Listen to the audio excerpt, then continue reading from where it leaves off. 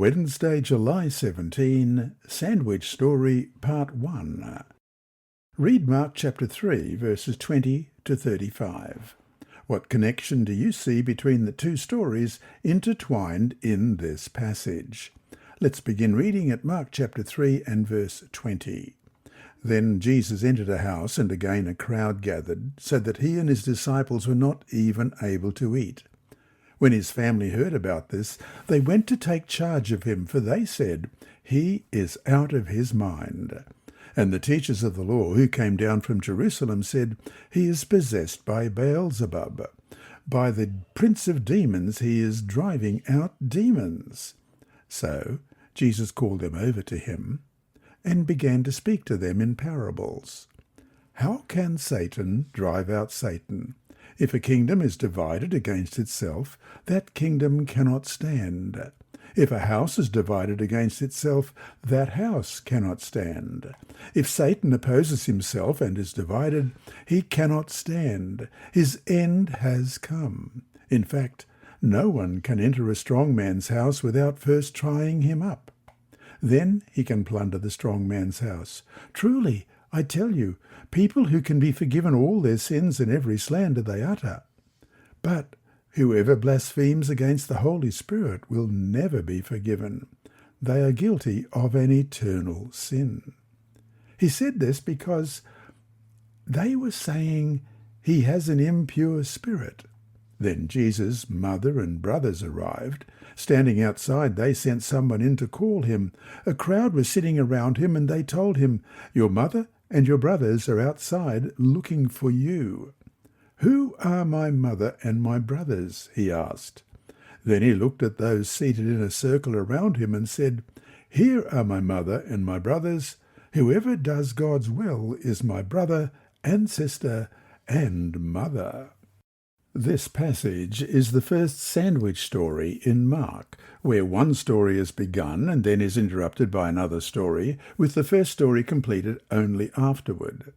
The outer story is about Jesus' relatives setting out to take charge of him because they think he is out of his mind, as we read in verse 21.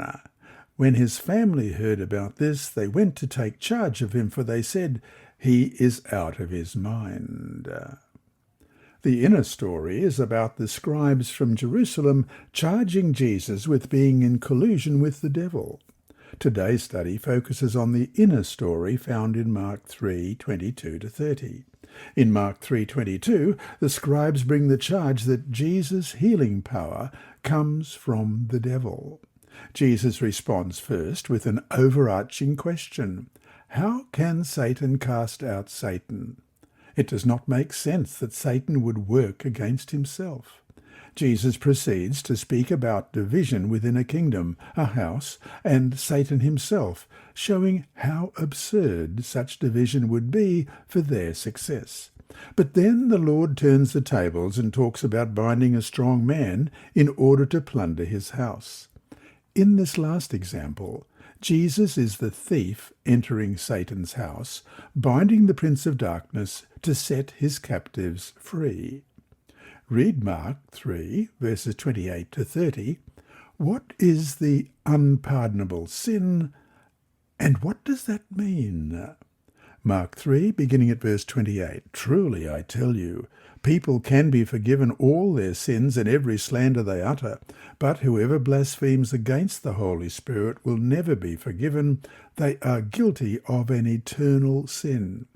He said this because they were saying, "He has an impure spirit." The unpardonable sin is the sin against the Holy Spirit, calling the work of the Spirit the work of the devil. Notice that in Mark 3, verse 30, the reason Jesus makes his statement in Mark 3:28 and 29 is because the scribes are saying that he has an unclean spirit, when in reality he has the Holy Spirit. If you call the work of the Holy Spirit the work of the devil, then you will not listen to the Holy Spirit, because no one in his or her right mind wants to follow the devil's guidance. And so to finish today, why does the fear that you might have committed the unpardonable sin reveal that you have not committed it? Why is the fear itself evidence that you haven't? This lesson was read by Dr. Percy Harold for Christian Services for the Blind. Sponsored by the Sabbath School Department and distributed through Hope Channel Australia, this podcast is also redistributed by Hope Channel Germany, Christian Record Services for the Blind. It is also available on SoundCloud and through multiple podcast distributors, including Apple iTunes. And you can listen and watch at the same time on YouTube. Remember, God is always faithful.